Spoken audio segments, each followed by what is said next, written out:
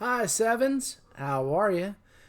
It's Thursday, and we're going to be talking about the birth of political parties in the United States and looking at the point of view and background of two crucial figures in the formation of those, and that is Alexander Hamilton and Thomas Jefferson. Um, this lesson is going to be the beginning of a real lot of lessons that are going to really delve into in a lot more detail Hamilton and Jefferson. So it kind of serves as a primer for a lot of things that we're going to be talking about in the next few days. So let's meet our two figures.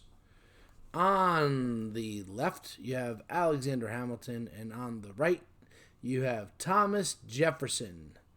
Um, they really are such a great couple of guys to have starting two opposite political parties because in a lot of ways they're just two opposite guys in so many different ways. um, Alexander Hamilton, um, next to Thomas Jefferson, looked very different. He had dark hair, but usually wore a white wig. Had it, he wanted to look like a wealthy gentleman. He was short, muscular kind of guy. Jefferson is a tall, skinny, lanky guy with, when he was younger, bright red hair that was steadily graying. Um, they really looked very different from one another. One looks like a linebacker, one looks like a basketball player. Um, their personalities are very different, and the way that they were politicians, the way they engaged politically, was very different. Hamilton is very outspoken. He's aggressive. He's verbally combative. He excels in debate. He excels in being on a stage with people listening to him. He's excellent oratory. Whereas Jefferson is pretty quiet. He's pretty laid back. He's not one to publicly do a lot of speeches and things like that, which is odd for a politician. But he does a lot of his fighting and arguing is with the pen. He is a fantastic writer, as we talked about with the Declaration of Independence. Um, their families, their backgrounds. Hamilton's born poor in the Barbados. He isn't born in America. He's born on a Caribbean island. And his both of his parents are really poor. It wasn't a very great situation. They're both dead early on in his life, and as a child, he starts working for a merchant who does trading and basically organizes and controls. By the time he's like 11 or 12, is running this trading company and this massive trading organization in Barbados.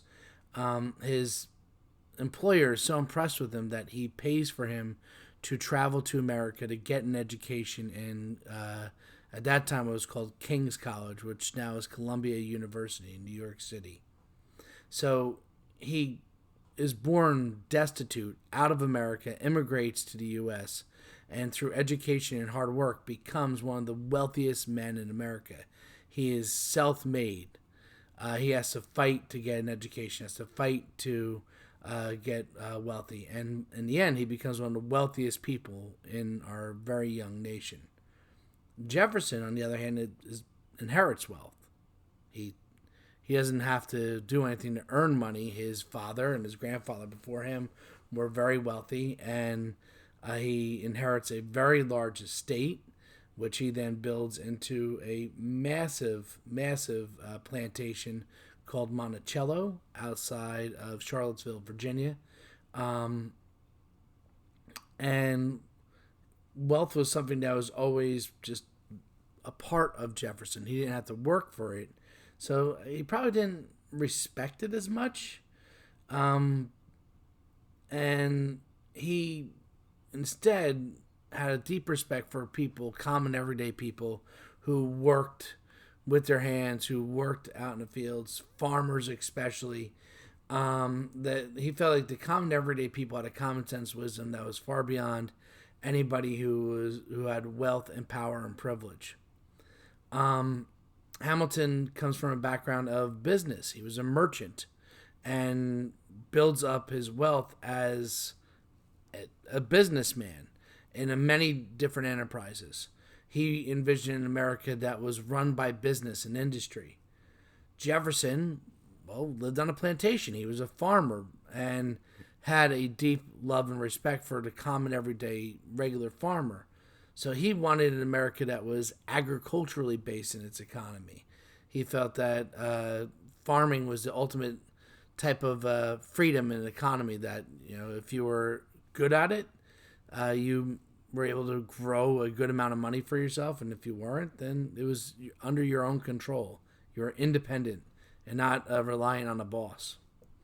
Hamilton, who comes from the common man and works himself up, really fears the everyday American, fears people who are uneducated, fears the masses, wants the government to be run by the smartest, the most talented people, and he feels that the surest sign of talent is wealth, that you have to work your way up for it, like he did. Jefferson, on the other hand, doesn't fear the people, he fears the government. He led a revolution in a lot of ways. And he fears a government attacking the rights of every man. So he wants to put restraints on the government, whereas Hamilton wants to put restraints on the people. He fears mob rule. One other quick background, Hamilton during the American Revolution served as a soldier. He fought alongside George Washington pretty much from the New York campaign on and became his right-hand man. Jefferson was in France throughout much of the Revolution as a diplomat and an ambassador. He was, for a time, the governor of Virginia, where he fled. So he never serves in actual combat. So that is also a distinction between them. And probably one of the reasons why Washington maybe felt the stronger bond with Hamilton. Let's delve into him a little bit more. So Hamilton, in terms of government, believed that we need to make a national government, a central government, that was strong, was powerful. That's why he was such a strong supporter of the Constitution. He felt that a strong federal government would allow our country to flourish. And that, he believed in a republic, he believed in the representative part, meaning that not a full democracy, that is, the people who are elected to represent, who are the wealthy and the elite and the most intelligent people, they should make the decisions for the best of the people. He felt that if the common everyday people had too much power, if it was too democratic, that it would lead to chaos. He felt that they often made decisions on a whim, not educated deliberation. And he wanted a government that was run by the smartest, the best, the elite. Jefferson believed that the power of the people needed to be expanded more and more, that regular everyday people should have more and more of a say in their everyday government. He wanted less of it to be less republic and more democratic. He believed that if a government was left to its own devices, it would continue to get more and more and more powerful, like King George's government did during leading up to the American Revolution. He felt that the local governments, the state governments, and the everyday people knew what was best for them, that the federal government, the more it got involved in their lives, the more it messed up their lives. So the government should try to stay out of the people's lives as much as possible. And he wanted to use the Constitution as a way of limiting and controlling the central government. We're going to see that Hamilton and Jefferson are going to clash quite a bit over a wide range of issues. Domestic issues, financial issues, foreign issues of how to deal with whether or not we should ally ourselves with France after the Revolution, military issues. all these different things they go back and forth on and feud over a lot. They are a team of rivals, and Washington allows their debate to kind of gauge and shape what his decisions and his policy. And we're going to see that Washington will usually agree more with Hamilton, even though he's not affiliated with one particular party or another. And Jefferson is going to feel more and more pushed out by Hamilton and Washington and Adams, the vice president. And he eventually resigns his post, quits as Secretary of State, and angrily leaves and starts basically trying to gather support of other like-minded people who felt that the federal government shouldn't be too powerful. A lot of people who were anti-Federalists during the ratification debate. And with that, Hamilton then starts gathering other leaders that he felt that were like-minded to make a coalition behind him to push forward his agenda in Congress. And in order to do this, we now see that there are two different sides or two different parties that start to come about. The Federalists take their name after the Federalists from the constitutional debates. Newspapers at the time kind of framed the two sides between Hamilton and Jefferson, just like the debate between Federalists and Anti-Federalists. So they just took on a name because that's what people were often referring to them as anyway. And they believe in a strong federal government. Makes sense. Jefferson's party is at first called Republicans. Not the Republican Party that we know today. That's actually established in the 1850s. The first president of that party is Lincoln in winning the 1860 election. And then they eventually change their name to the Democratic Republicans, but they're usually just referred to as the Republican Party.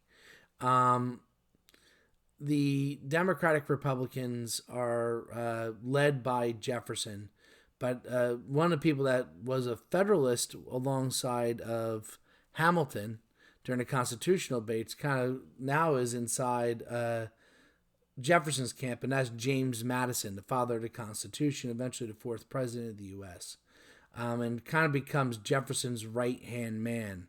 Really, if Jefferson says jump, Madison says how high, which wouldn't be that high because he was short.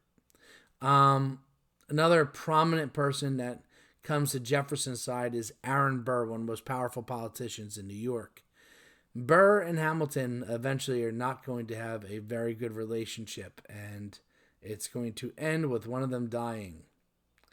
On Hamilton's side, the Federalists, he has the vice president and the person who will follow George Washington in the presidency, John Adams, from Massachusetts. And another real important person as part of the Federalist movement is a guy by the name of John Marshall.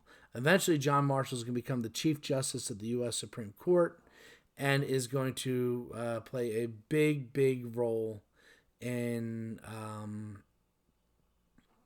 shaping the judiciary of the United States. Now, you might be wondering, where is George Washington in all this? Well, Washington remained politically unaffiliated. He hated the idea of political parties. He felt that if there are political parties, that the party would put the needs of the party over the needs of the country. That you should be loyal to your country, not to a political party.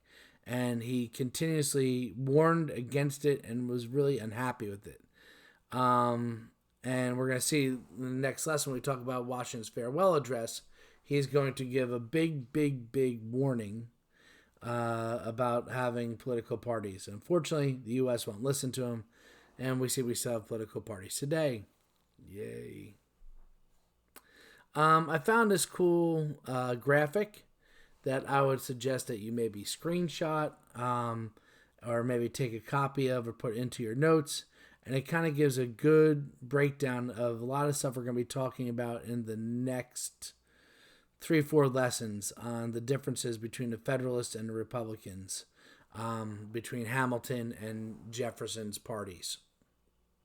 So, to wrap it up, I'd like you to describe 3 contrasting aspects of Alexander Hamilton and Thomas Jefferson. So you can talk about their backgrounds, their point of view, any things that were kind of opposites between the two of them. I'd like to see your answers in the comments underneath. Thanks for watching.